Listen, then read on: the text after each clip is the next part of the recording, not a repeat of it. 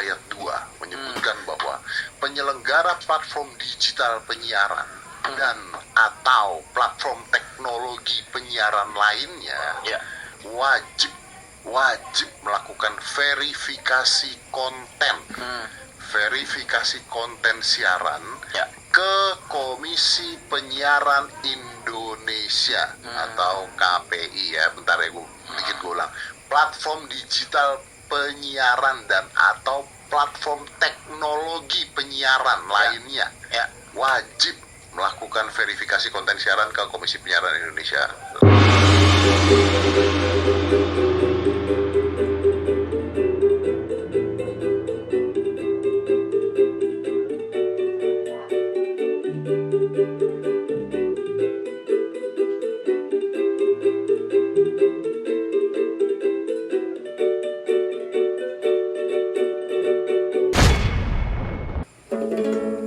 Sopo sing kuat nandang kahanan,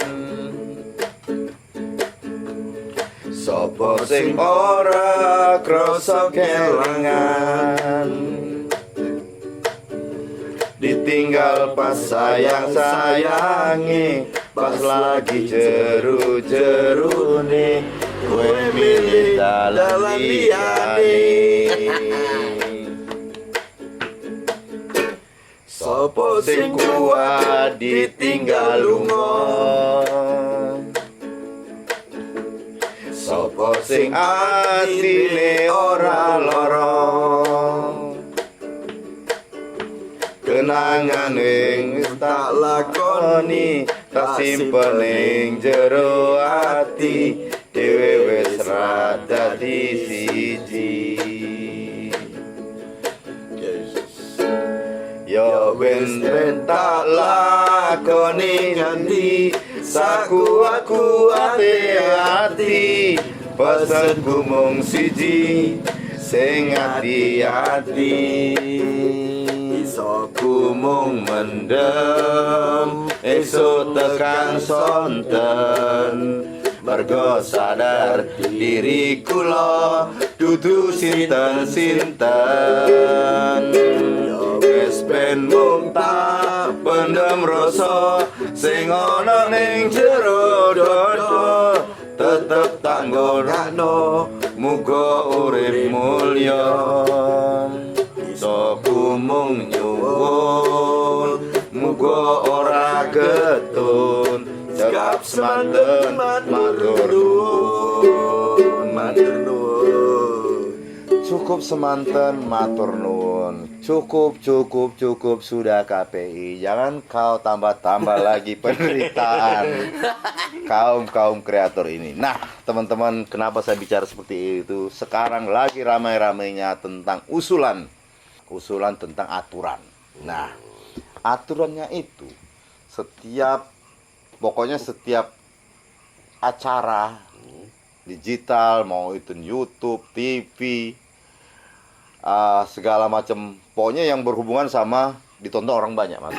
Itu harus verifikasi dulu sama KPI. Wah, seolah-olah ini agak tumpang tindih, seolah-olah bisa jadi seperti dia seolah orang bikin film harus melewati lembaga sensor film dulu. Nah, ini bisa jadi nanti kita menayangkan sesuatu itu harus lewat KPI dulu, Mas. Harus verifikasi dulu. Kalau memang itu tidak disetujui, kita nggak bisa tayang. Nah, repotnya lagi, akan tambah ribet lagi itu, Mas. Karena orang nggak bisa cepat-cepat untuk tayang, toh. Harus verifikasi dulu. Iya kalau disetujui. Kalau nggak disetujui, bisa kena sanksi. Nah, ini yang lagi diramaikan. Dan yang mengusulkan. Nah, PKS, partai mengusulkan ini PKS, Demokrat, dan satu orang Golkar. Nah, itu 3 partai ini yang mengusulkan. Jadi dari DPR yang mengusulkan ini dari DPR sebetulnya. Bukan dari pemerintah, DPR. ini dari DPR untuk mengusulkan. Yang maksudnya sih untuk mengcounter konten-konten yang tidak mendidik, yang ada kekerasan di dalamnya. Nah, termasuk nanti bisa jadi kita nggak boleh ngerokok dalam pas konten-konten seperti ini. Jadi semuanya dibatasi, Mas. Orang akhirnya kayak dikekang Jadi orang tidak bisa bersuara, tidak bisa membuat konten-konten yang semaunya. Semau gue harus benar-benar lewat dari KPI. Itu yang ditakutkan mereka. Akhirnya mereka merasa kreativitas kita akan dikekang. Nah, monggo tanggapannya dari sekarang dari Jupri dulu ya. Ayo. Jadi begini mungkin Pak Jono. Semua satu aturan atau satu kebijakan yang dibentuk untuk sesuatu, untuk satu terutama hal-hal seperti kreasi orang yang terhadap orang-orang yang berkreasi itu kalau bisa memang itu satu kebijakan. Nah, maksud saya begini, untuk mempermudah, untuk membantu. Oke lah, menertibkan, bukan memberatkan, melarang-larang, apalagi dengan menarik bayaran kemudian, gitu loh. Jadi kena sanksinya itu dalam bentuk misalnya kena sanksi uang, dalam bentuk uang misalnya. Nah, ini yang harus diperhatikan gitu. Tapi hendaknya memang saya katakan tadi itu untuk mempermudah orang berkreasi, untuk mengembangkan orang yang berkreasi, membantu orang yang berkreasi sehingga menjadi satu kerjaan yang menghasilkan. Nah, seperti itu gitu. Untuk menertibkan ya oke lah. Artinya menertibkan ya yang nggak boleh sembarang juga gitu, semau-maunya aja gitu, tertibkan. Tetapi itu bukan untuk memberatkan gitu loh. Jadi saya pikir itu aja dulu. Oke. Sekarang biar lebih jelas Mas, kita tonton dulu podcastnya Deddy Kobuser sama satu orang komika sama satu pengamat itu. Ini kita tonton, kita dengarkan. Apa kata mereka tentang ini biar kita nggak salah. Kita tonton ya. Orang terus tadi saya udah ngomong ke komika selamat meninggal kalau ini terjadi. Betul. Jadi apa yang akan Anda bacakan nih?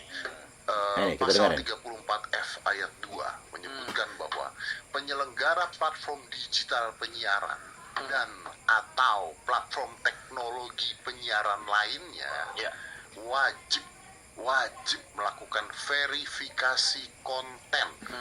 Verifikasi konten siaran ke Komisi Penyiaran Indonesia atau KPI ya. Bentar ya, gue ulang. Platform digital penyiaran dan atau platform teknologi penyiaran lainnya wajib melakukan verifikasi konten siaran ke Komisi Penyiaran Indonesia. Terus deh, ini karena pengaturan ini gini. Jadi nggak kata-kata wawancaranya orang itu jadi waktu ditanyain itu ini termasuk di YouTube ya, waktu wawancara ya? Iya, DPR ya? anggota DPR. Ya iyalah, podcast, live streaming, YouTube. Kayaknya Om Ded yang diincer banget. Emang. Cukup ya. Nah, itu udah jelas ya kan. Jadi itu yang dilarang, itu yang harus diverifikasi Mas. Apa tanggapan Mas Judin tentang usulan undang-undang ini Mas? Jadi ini kita harus hati-hati. Pertama, kita harus tahu ini Indonesia bukan Rusia. Ya. Jadi burung itu harus bebas terbang dan bebas berkicau. Jangan burung itu dimasukkan ke kandang, tidak boleh berkicau, cuman dimakanin. Akhirnya apa? Rusia pecah. Ya. Ini bahaya ini, John. Ini karena negara kita ini punya budaya yang beraneka ragam. Jadi sulit untuk memberikan standar. Ini harus boleh, ini enggak. Karena kita punya budaya yang berbeda-beda. Ya, betul. Standarnya dari mana? Standarnya itu ini boleh, itu enggak. Betul. Ketika misalnya contoh kecil misalnya, ketika minuman keras aja Mas ya. Di Bali boleh. Nah, sementara di Jogja atau di daerah lain itu dilarang. Nah, artinya standar mana yang mau dipakai? Itu baru satu contoh kecil. Nah, ya sekarang komentar Pak RT sama Pak RT? Komentarnya Pak RT. Mungkin ini masih sebuah rancangan Rancangan, undang-undang. ya. Ini baru diusulkan Ya, oleh diusulkan 3 partai Jadi itu. baru berupa rancangan. Nah, mungkin saya alangkah lebih baiknya rancangan undang-undang itu dipublish dulu. Nah, gimana komentar-komentar para pakar dulu. Jadi kita cari masukan-masukan. Pasal-pasalnya itu bagaimana sih? Gimana yang memberatkan, gimana yang mengekang. Tapi pada dasarnya kebebasan berekspresi itu tetap harus dijaga, harus diberi kebebasan juga. Jadi bukan karena ada aturan itu kebebasan jadi terkekang. Nah, yang bahaya kan kebebasan para jurnalis, para apalah yang bikin ini konten dan sebagainya itu dikekang dan diikat. Nah, itu yang berbahaya kan. Nah, makanya kita kan belum tahu pasal-pasalnya itu bagaimana. Ini diuji dulu pakar-pakar pendapatnya, ahli-ahli itu. Nah, kalau itu udah lolos, nah baru mungkin bisa disahkan lah. Tapi prinsip saya itu tidak mengekang seperti yang dikatakan tadi burung cuma dikasih makan, itu kan namanya mengekang mengikatkan. Jadi kebebasan kita terikat. Nah, itu yang berbahaya. Nah, yang dikhawatirkan kan yang mengekang, yang mengikat itu. Nah, nanti KPI punya kewenangan itu kan bisa aja menjadi semena-mena, setuju nggak setuju, suka nggak suka, bisa terjadi permainan juga. Wah, untuk bisa lolos saya harus kasarnya nyogok atau bagaimana, karena terjadi tunggal kan, badan yang menyeleksi itu tunggal, yang dikhawatirkan ya. Tapi mudah-mudahan tidak begitu. Tapi apapun namanya sebetulnya dia punya usulan ya, Dewan punya usulan mau menertibkan sebenarnya supaya tertib lah, mungkin tidak nganukan konten-konten yang sadisme atau bagaimana yang itu tidak baik untuk anak-anak ya. Mungkin arahnya itu boleh lah menurut saya. Nah, itu memang harus diseleksi dulu pasal-pasal yang itu yang bagaimana sih. Kita kan nggak tahu yang dilarang yang bagaimana. Mungkin begitu dulu. Pri? Tanggapan, Pri? Ya mungkin begitu dulu. Oke. Sekarang Kliwon ya? Iya. Tadi dikatakan Pak RT bahwa ini hanya rancangan ya, baru rancangan. Jadi mungkin pemerintah itu menggelontorkan gagasan ini kayak cek ombak. Ya. Tapi omongan kita itu sudah seperti tsunami. Jadi artinya ini masih berupa rancangan. Dan saya tertarik apa yang disampaikan Jupri tadi, kalau bisa cukup bijak dan arif tadi ya, bahwa diatur gitu kan, jangan memberatkan gitu ya. Saya sendiri itu bicara tentang kebijakan penyiaran ini, rencananya begitu udah berat, apalagi omongan Jupri seperti itu tambah berat hidup saya. Nah, Saya pikir dia setuju dengan ya udah begitu dulu gitu. Iya, dilanjut. Dan menurut saya walaupun itu nanti akan muncul Pak John, nggak akan bisa terjangkau siapa yang bisa mengendalikan jutaan manusia yang bikin kayak gitu. Paling yang dicekeli sing gede-gede udah diberbuser. Kita nggak bebas kok gini rapopo. Malah terkenal kita nanti. Ya itu juga ada tidak juga ketika podcast itu saya dengar dari komentar dari Coki Pardede ya. Emang manpowernya udah ada. Ya akhirnya diketawain aja toh. Ya penting buat dulu aja soal manpower nanti mikirnya. Tapi ketika itu berjalan, nah manpowernya udah siap belum untuk mengontrol sekian juta masyarakat Indonesia yang bikin konten? Ya itu benar, ada kata benar ya, kata kawan Dewan bisa paling yang dikontrol yang gede-gede ya kan? Gede-gede yang punya. Dan yang menarik ini, saya sebelum bergabung di Waton Gayam itu hidup tentram, tapi setelah bergabung kok rasanya mumet pikir gue ya. Karena obrolan kita berat ya.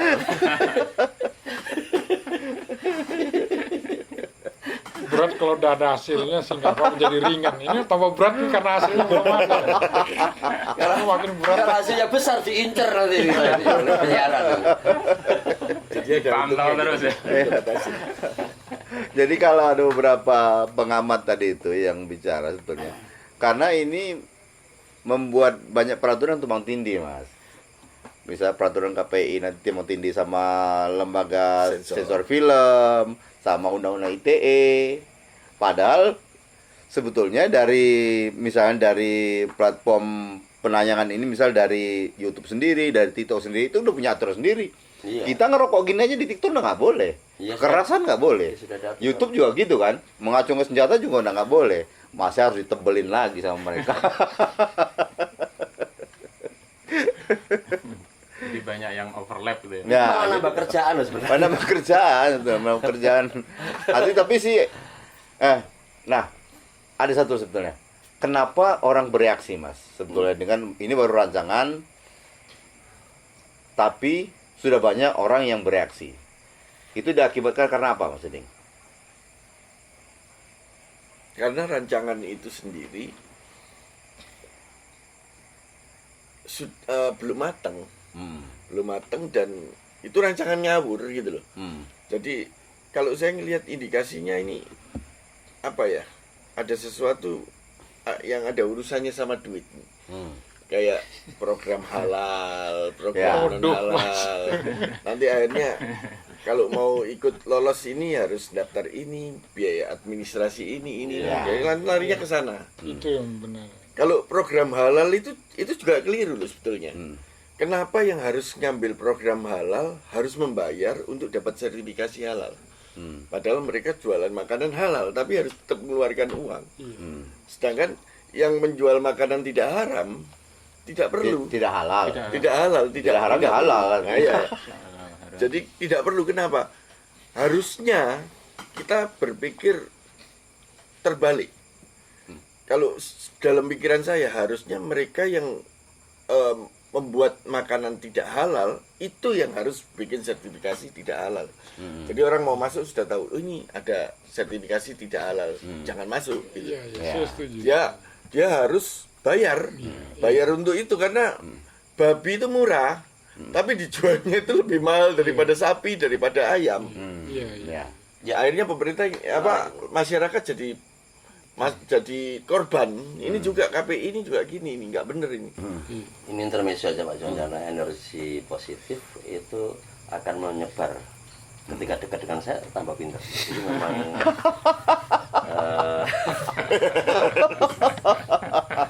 Enggak,